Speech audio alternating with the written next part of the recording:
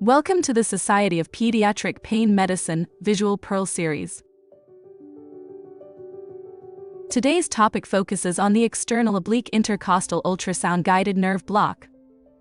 The external oblique intercostal ultrasound-guided nerve block is a fascial plane regional nerve technique used to manage pain in the lower chest and upper abdominal region. The more commonly used fascial plane nerve blocks, such as the subcostal transversus, abdominal plane block, and the rectus sheath block, primarily target the anterior cutaneous intercostal nerve branches. These two blocks mainly cover midline pain. The external oblique intercostal nerve block targets the lateral and anterior cutaneous intercostal branches. Local anesthetic spread will cover the upper anterior and lateral sections of the abdominal wall. Here is an ultrasound scan of the sagittal plane of the chest, at the level of ribs 6 and 7. The external oblique muscle layer lies on top of the costal cartilage and the ribs, as seen in the purple layer. Local anesthesia, shown here in the yellow line, is injected above the ribs under the external oblique muscle. When performing an external oblique intercostal block, start by ensuring the patient is lying in a supine position.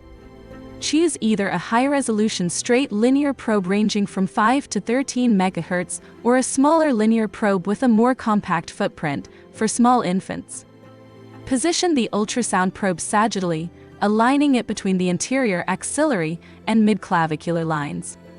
Identify the sixth rib, which is situated just below the xiphoid notch. One can also inject at the seventh rib.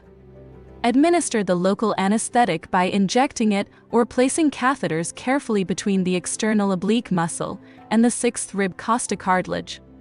Hydrodissection ensures that the anesthetic spreads adequately. Use ropivacaine 0.2%, 1 mg per kilogram on each side. Use a maximum of 20 to 30 milliliters on each side for adult-sized patients. Avoid exceeding the maximum total dose of 3 mg/kg for ropivacaine. To place an external oblique intercostal nerve block, advance the needle until it is above the ribs or costocartilage. The external oblique is the only muscle layer above the ribs at this area. Hydrodissect to lift the external oblique muscle layer to place local anesthetic or a catheter.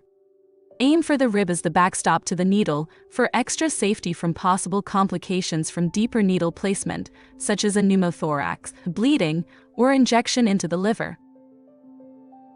Here are some advantages of this nerve block.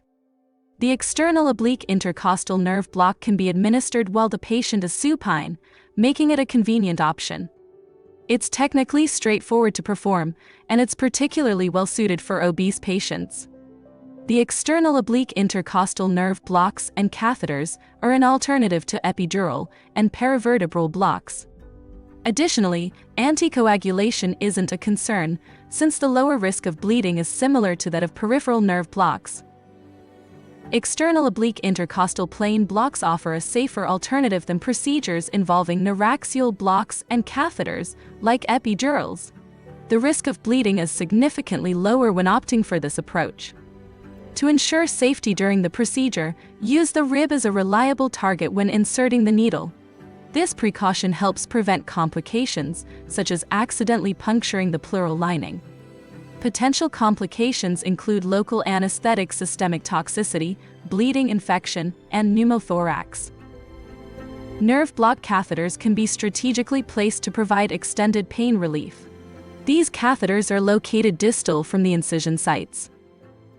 There have been case reports documenting the use of catheters for patients who have undergone procedures such as the Kasai procedures, liver lobectomies, and transplantation surgeries. It is important to note that this fascial plane nerve block does not cover visceral pain. Here are some relevant references. Here are some helpful reminders from our experience. Catheter placement is helpful for extended analgesia in liver procedures, but monitor for local anesthesia toxicity in liver failure patients. This nerve block can be placed over the rib or costocartilage. A possible barrier to finding the correct fascial plane can occur if the needle embeds into the softer costocartilage. Position the probe perpendicular to the ribs, so the profile is hill-shaped, and use the ribs to stop the needle from advancing into the pleural space. Remember, facial plane blocks are sometimes hard to unzip. Sometimes finding the right facial plane that spreads over the ribs can be challenging. Thank you again for your interest in the Society for Pediatric Pain Medicine Visual Pearl series.